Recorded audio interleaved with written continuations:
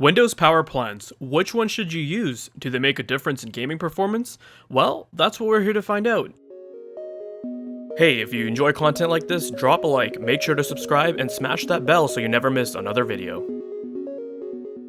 Hey, what is going on guys? Danny here, welcome back to the channel and I hope you've all been doing well. So, you just finished up building your gaming PC and you're ready to start gaming, but wait, you read online or heard from an enthusiast on a forum that you should be using the high performance plan for more FPS, or that the balanced power plan is all you need because it's the best of both worlds in terms of performance and efficiency. This is a debate that still goes on to this day as some people swear that using specific power plans can in fact affect your gaming performance. This was something I actually never tested for myself or for the channel, and I thought it'd make for a fun little video exploring this topic. To give you guys some background, let's explain what a power plan is. Microsoft defines the power plan as a collection of hardware and system settings, like display, brightness, sleep, etc., that manages how your computer uses power. This can affect major components in your system directly, like the CPU for example, where in a power-limited scenario, the plan will favor energy efficiency, thus reducing the maximum overhead it has for frequency boosts, but then it can negatively impact your gaming performance. On the other hand, a high-performance power plan will let the CPU really stretch its legs, boost aggressively, and sustain those higher clock speeds for a longer duration, at the cost of more power. The most commonly selected and used power plan is the balanced power plan, where it automatically balances performance with energy consumption on capable hardware. You also have the high performance plan, which favors performance but may use more energy. And taking that to one level higher, we have ultimate performance, which is hidden by default but can be unlocked through the admin command prompt with this line. This power plan states it provides ultimate performance on higher end PCs. Sounds great, right? Let's just select that one and call it a day. Well, not so fast. As mentioned before, you can do that, but you'll also have to deal with higher power consumption, which can also result in higher temps and heat. And in a situation where you're just browsing the web or checking your emails, do you really want to be pushing for more higher power usage? So to see if changing these power plans can really affect gaming performance, I ran some gaming benchmarks using the balanced, high performance, and ultimate performance plans to see if we could really see any noticeable or substantial performance differences. Our test rig consists of the following specs. For the CPU, we've got an AMD Ryzen 7 5800X, which is running stock and is cooled by an Arctic Liquid Freezer 360 AIO. For the RAM, we've got 4 8GB sticks of Patriot Viper Steel DDR4 3600 CL14 memory.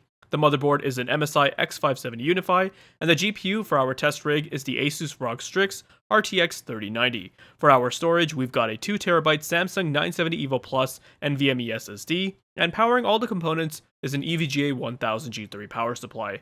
The operating system is Windows 10 Pro, and the reason why I decided to test on Windows 10 is because the vast majority of users are still on this operating system as opposed to using Windows 11, and I have decided to personally just wait until about a year after the release of Windows 11, as hopefully by then all major issues and bugs will have been resolved. At the time of making this video, the latest NVIDIA GPU drivers are 511.79, and the latest AMD chipset drivers are 3.10.8.506, released on October 21st, 2021. Since the system specs are out of the way, let's take a look at these gaming benchmarks and see if the different power plans can drastically affect gaming performance. Now, I benchmarked all these games at 1080p using high settings. Our first title is Red Dead Redemption 2, and we can see here that across all three power plans, performance is basically identical. We're seeing figures which are within margin of error of each other. Moving on to our next one, which is Far Cry 6, and again, nearly the same figures for the average frame rate. Maybe the 1% lows increased a bit for the high and ultimate performance plans, but other than that, it's basically a wash. Then the story continues for the rest of the titles, so I'm not going to bore you guys by talking about each one in detail, it's just unnecessary. We're essentially seeing the same exact performance across all three power plans. Our 6-game average tells us that changing from balanced to high performance plan and then going to ultimate performance plan didn't impact our gaming performance in any noticeable way. So what does this mean? That choosing between these power plans is pointless and you might as well stick with the balanced power plan? Well, not necessarily. I suspect that the reason why I attained those results is because when using fairly high-end components like the 5800X or RTX 3090, even in a power balanced scenario, these components can still deliver ample enough performance that changing to high performance or ultimate performance isn't really necessary, which is maybe a bit ironic considering the fact that Microsoft's own description of the ultimate performance plan states that it provides ultimate performance on higher end PCs. But here we saw it barely did anything. Now I've got two other rigs which also have pretty high-end components, so if I was to run the same sort of benchmarks on those gaming rigs, I doubt the story would change. But in a more power-limited or resource-limited scenario such as lower-end gaming PCs or a laptop for example, I think the effects of a different power plan would be more profound. So I'll have to do more testing if I can get my hands on more lower-end components.